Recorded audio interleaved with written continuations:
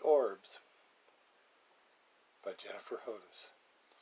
He lifted his hand as if to gesture, "Let me help you." But when he looked back, she was gone. I prayed to her like a deity, hoping she would return. I inhaled fog. I greeted the mist. I saw color abundant. But now that was her.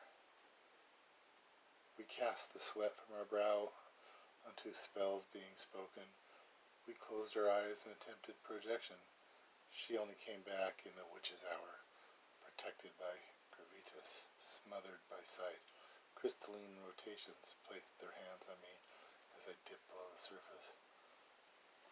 "I heard turmeric will stain you," I said in passing. "But what if I want to be golden?" she challenged. Her and I, we stared at the heart of the fire, recounting grandmother's cooking, a sky of velvet backlit specks of dust rising from the hearth, rendering them undistinguishable from distant suns. I entered her palace, dripping with vacancy. We drank smoke like milk instead of afternoon tea. A mosaic of transparent fabrics ornamented the walls. Strings of jewels hung from the corners of the ceiling like cobwebs.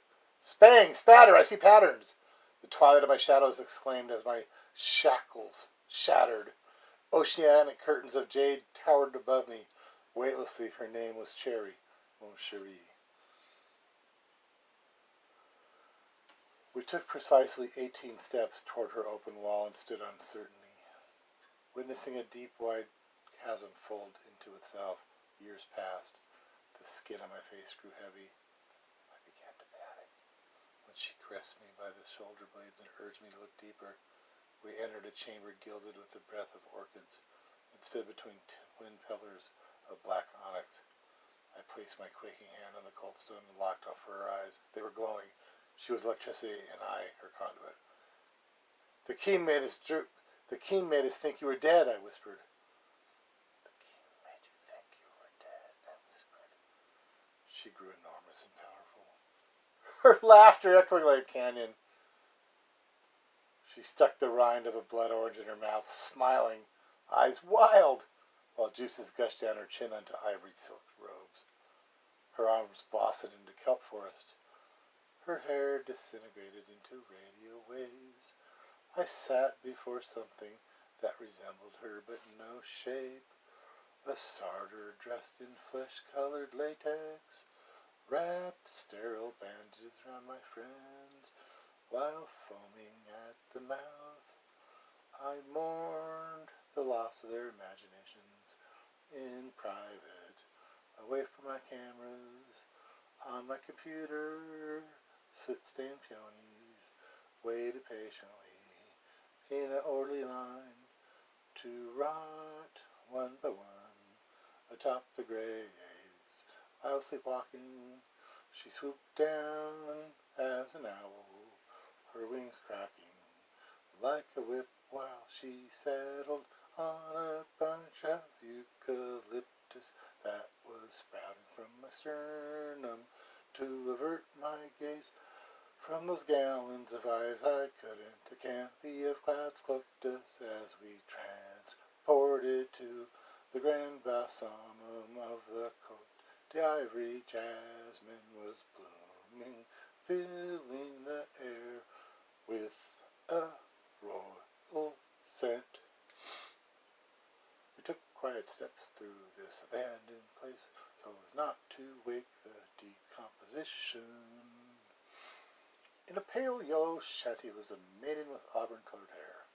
A man melting on the bench told us, "That's who you're gonna want to see."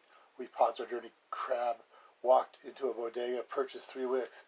Before he drip-dropped away, we engineered an aqueduct out of a few banana leaves and strands of our own hair, collecting him in the bottom half of a severed Coke can who had waited for us in the gutter for 23 days. "Sorry, old man," we spoke in tongues. "We need a candle, and that candle is you."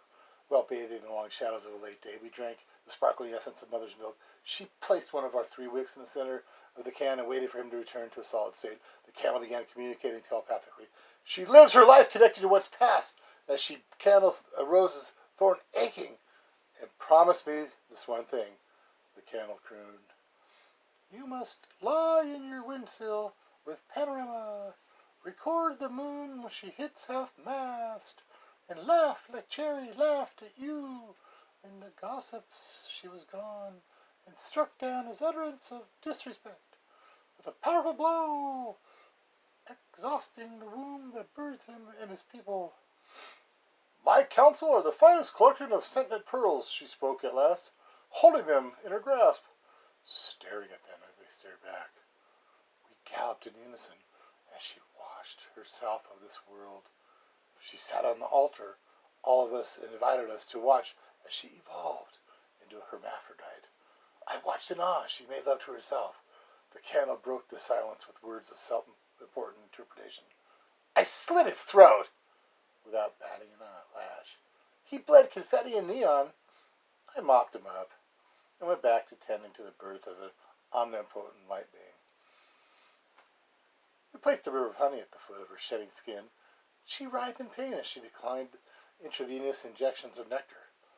With urgency, we tossed burnt red sand, saffron infused olive oil, and star anise into her open wounds, then sealed them with cheesecloth and light blue.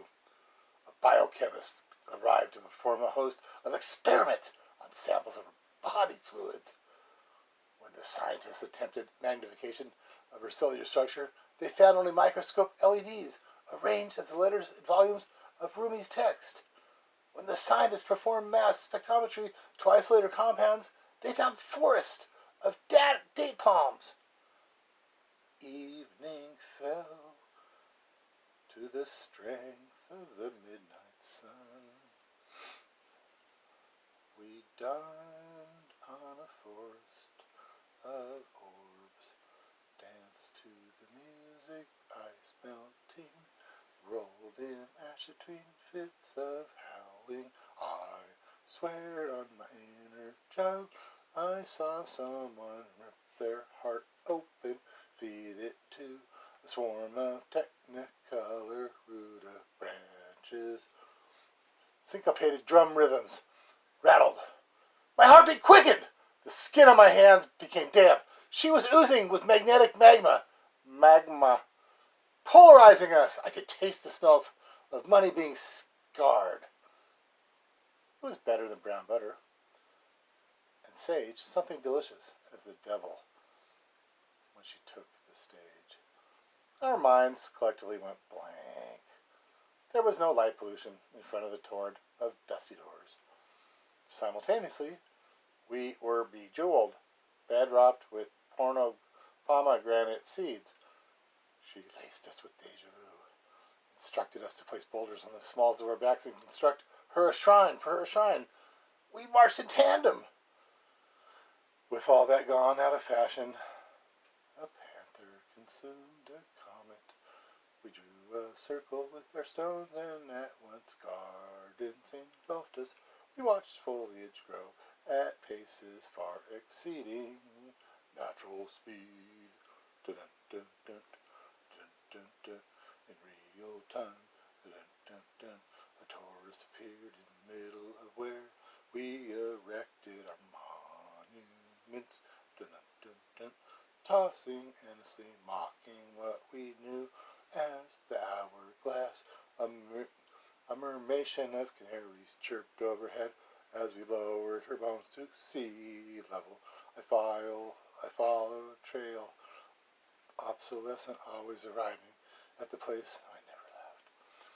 Breathlessly, I finished. Is there another page? There is not. This has been a dramatic reading of Jennifer's heavy-duty, self-fulfilling expose of her soul. Over and out.